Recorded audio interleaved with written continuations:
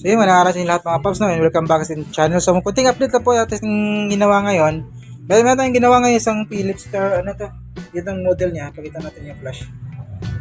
Model niya, ito yung kanyang model. So 37 inches pala siya. Then, LCD pa siya. Ayan, old TV na to pero marami ng ano, tinalo na mga bagong TV sa unit na to, no? Kasi nung tinanong natin yung may-ari kung ilang taon na to, nasa mga 15 years na daw sa kanila. Tapos ito yung first time na pagkasira niya. So actual checking natin yung problema niya is dito sa kanyang power supply, no? Kasi wala siyang power. So nung chinek natin, sabog yung fuse, tapos ginamitan natin ang troubleshooting na ano yan. Pansamantalang fuse lang na, hindi number natin kasi nagtotroubleshoot pa nga tayo, no? Pero papalitan natin to mamaya. So, ang naging problema, nakita natin yung problema is yung kanyang MOSFET driver sa kanyang sa kanyang CCFL, sa kanyang ilaw. Ayan. Kasi yung ilaw niya, CCFL pa yung gamit, no? Hindi pa yung kanyang, hindi pa LED. Hindi pa LED. So, ito yung kanyang original number, K2996. So, kung i-google natin to, yung description nito is ano siya, high voltage MOSFET. High voltage in-channel MOSFET. Maximum drain voltage, 600 volts. Tapos, yung 10 amperes. So wala tayong ganyan na pamalit. Then nagmamadali yung may-ari, laging napapalo up kung okay na ba yung kanyang TV. So ginawa natin, ito yung kinabit natin na kinakabit natin sa mga unit na ganito. Meron siyang MOSFET driver na kung nasira siya, lalong-lalo sa Samsung. And lahat ng mga unit na old version pa, yung CCFL pa yung gamit. Ito yung MOSFET driver na ginagamit natin, no.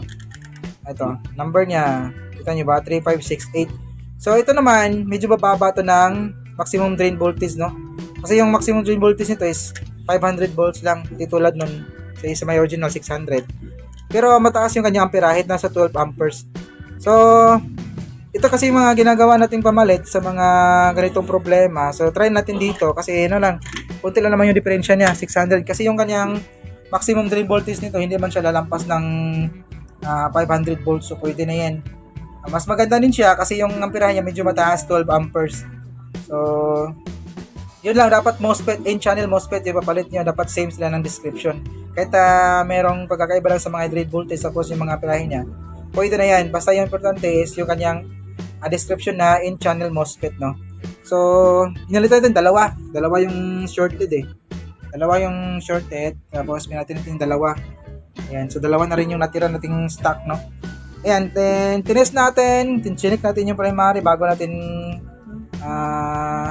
tawag doon, ini-energize, chinek natin, okay naman, wala namang problema. Yun yung talaga yung kanyang MOSFET driver. So ito ba yung kanyang naging result, saksak ko lang.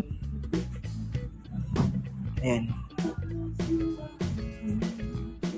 Ayun, no, di ba? Back to normal na siya, back to raster na yung unit natin.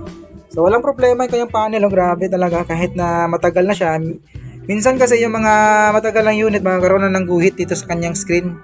Pa isa-isa hanggang sa dumami. Pero itong Philips na to, wala talagang problema sa kanyang panel. Grabe yung Philips talaga. Pero wala nang Philips ngayon na original. Yung Philips ngayon na mga TVs, China na po yan. Imit na po yan. So ayan, so medyo maikli yung video natin kasi tutorials naman, hindi talaga to full tutorials kasi hindi tayo gawa ng full tutorials kasi meron ng umaangal na mga kapwa technician natin, nasa sagasaan na daw natin yung trabaho natin. So yung trabaho nila. So yun, all goods. So hanggang dito lang yung video natin. Maraming salamat and peace out.